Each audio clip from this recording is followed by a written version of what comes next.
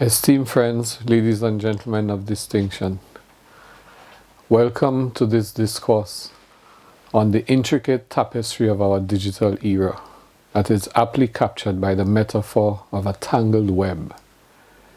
In this era of rapid technological advancement, we find ourselves entwined in challenges, yet surrounded by boundless opportunities.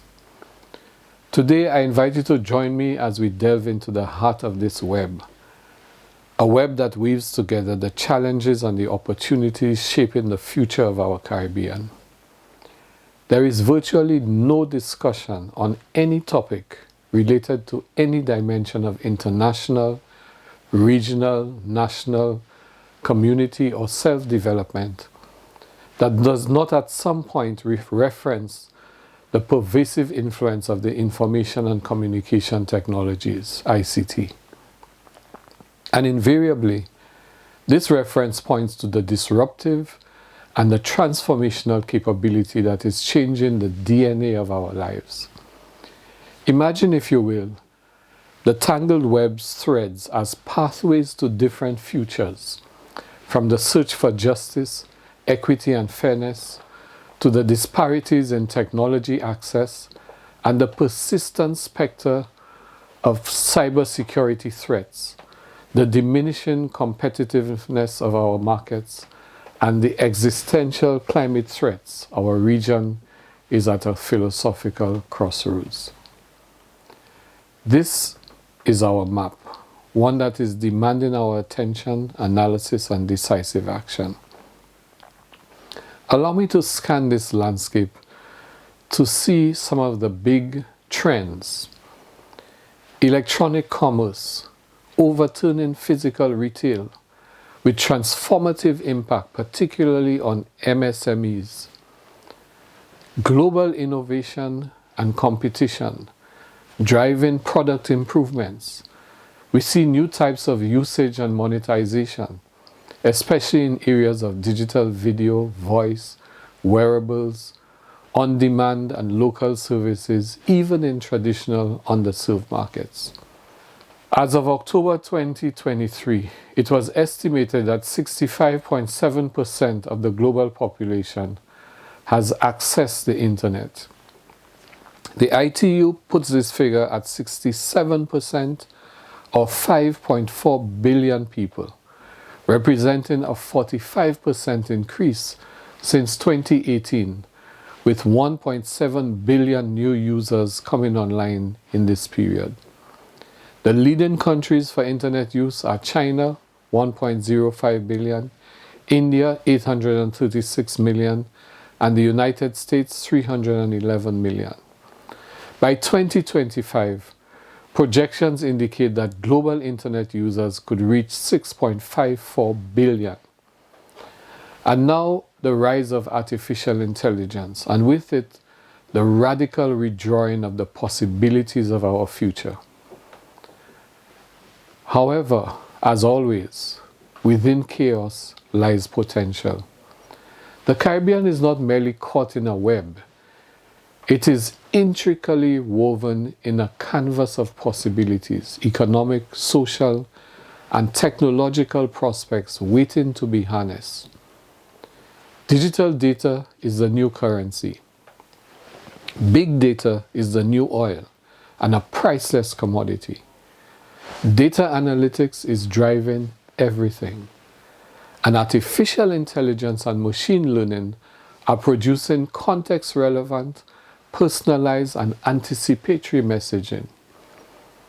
What is the Caribbean reality?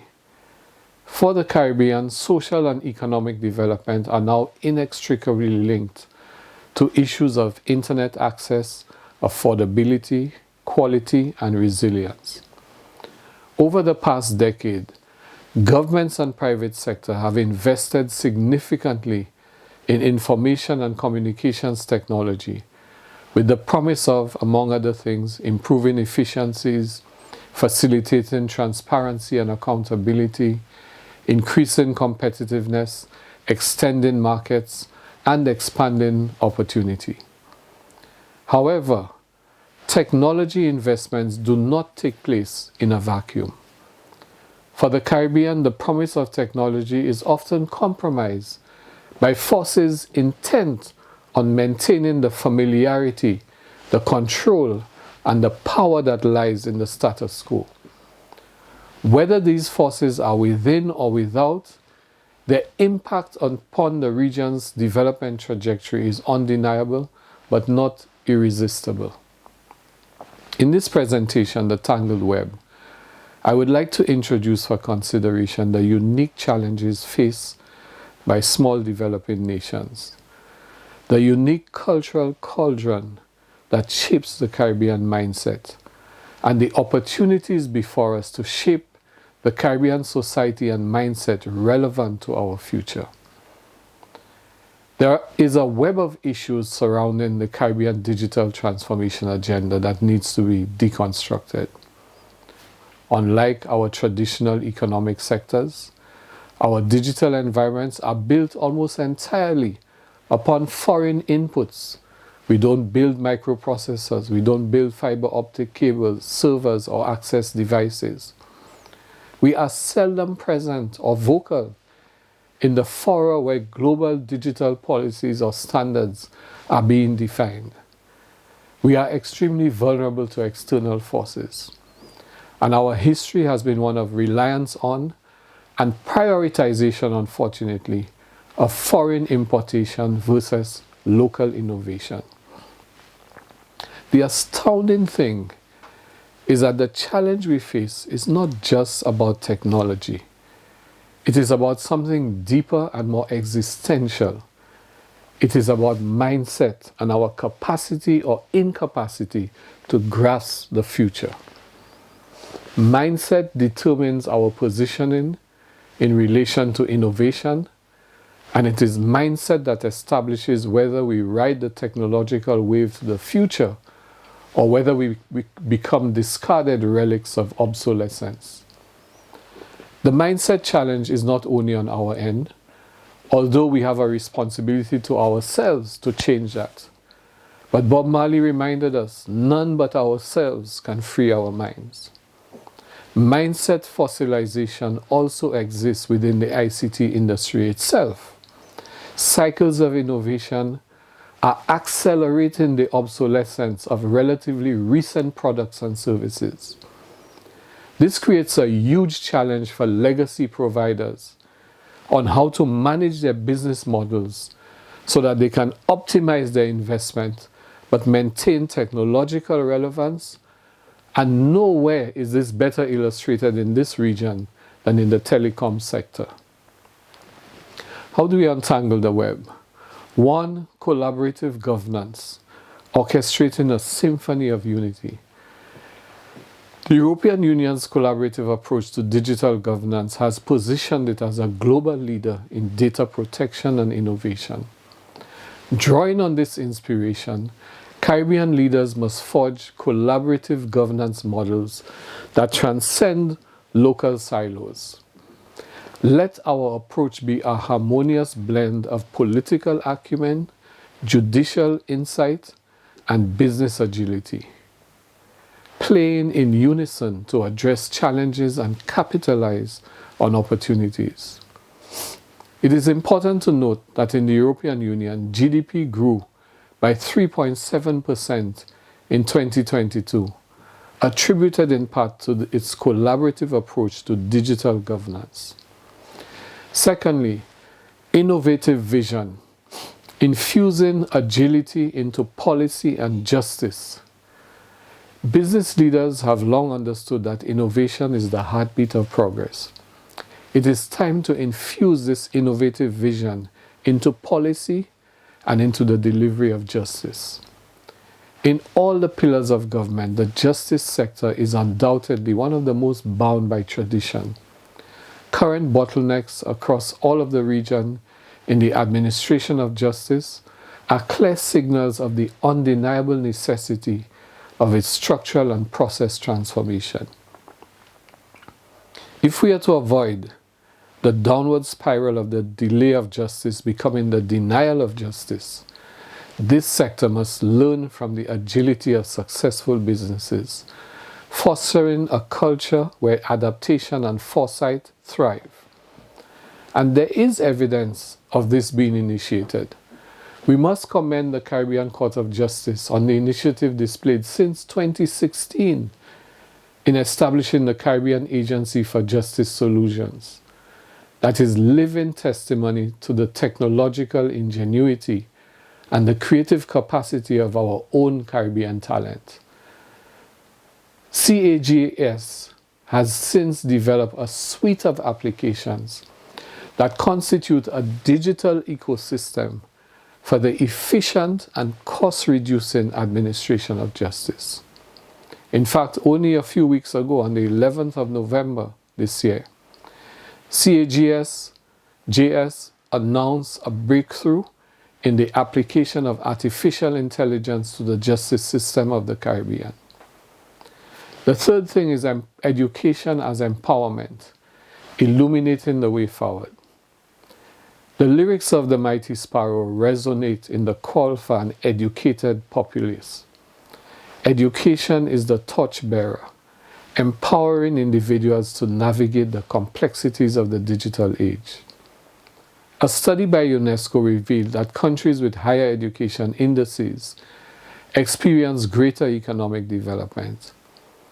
As leaders, we must prioritize education as a transformative force. Invest in digital literacy programs, ensuring that every citizen possesses the skills to engage meaningfully in the digital landscape. Now, while it is generally accepted that education is a key factor in facilitating economic development, we should not overlook the nuances of how this happens, especially in an era like ours, in which technological innovation and the growth of knowledge are exponential. It is imperative that the transformation of education embrace critical elements such as the reinvention of pedagogy, the teaching and learning methods, rethinking content, and assessment. Fourth is regional unity, transforming slogans into strategies. Sentiment around Caribbean approaches must transcend slogans and cliches and become the strategic force weaving the threads of our tangled web. While there are many challenges inherent in small size, the flip side is that SIDS, by virtue of the same limitations of size and scale, can also be ideal petri dishes for innovation that can be prototyped and scaled up to global application. Importantly, technological innovation enables us to shape solutions that reduce the cost and size of government, that provide direct services to and empower the population, and create a level playing field for competitive engagement in the global economy. The examples and the opportunities in this arena are too numerous to mention, but allow me to titillate you with a few. With a total population of only 1.6 million, imagine the possibilities for a data ecosystem built on a geospatial platform that is powered by artificial intelligence in the OECS. Think about the quality of public policy, private investment, community enhancement, and even personal decision making that can be developed through those tools. The seeds for this are being planted through the OECS World Bank funded Data for Decision Making project. As you are aware, or may be aware, that the top level domain for Anguilla is .ai. Are you tracking the huge economic windfall that this represents for Anguilla in the metaverse? And the slide here indicates just the beginning of that value.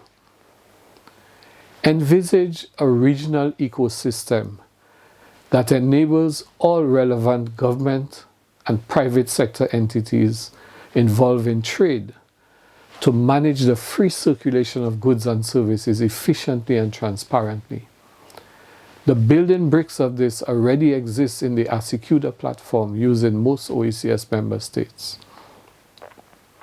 Consider the many opportunities for empowering citizens through mobile apps that give power to their voice and enable responses to their concerns. A mobile app that makes every consumer the guardian of their rights by reporting every violation of these rights, for example, price control on essential food items. A mobile app that enables instant polling on issues with instantaneous results for rapid decision making, already in use in the OECS through the UNICEF-provided U-Report program. Regional collaboration can and has facilitated economic partnerships and harmonized policies in many areas, but there is much more still to be done. Our goal is to let regional unity be more than rhetoric. Let it be the transformative force that propels us towards shared prosperity. Let me end by pulling all of this in a global geopolitical context. Because as small states, we are the small boats tossed on tumultuous seas with contending currents. There's a fascinating paradigm-shifting TED Talk by Ian Bremmer entitled "The Next Global Superpower Isn't Who You Think." And I highly recommend that you view this TED Talk. Bremmer essentially argues that we grew up in a world that was initially bipolar and dominated by the Cold War contestation. Then with the end of the Cold War, the United States assumed hegemonic leadership in a unipolar world. Then in the last 15 years, we have seen the emergence of a multipolar world that is increasingly becoming diversified in its leadership. His prediction is that we are now heading for a world that will be nothing like what we have known before, and dominated by three orders, global orders: a global security system, think NATO and the military alliances around the world, a global economic order, and significantly, a digital order. The next global superpower, as he wants, isn't who you think. It will inevitably be digital. We may well be heading towards a technopolar order, a world dominated not by geographic potentiates or by states, but by megatech unicorns. Think about that. And with this disruptive thought, I thank you for your indulgence.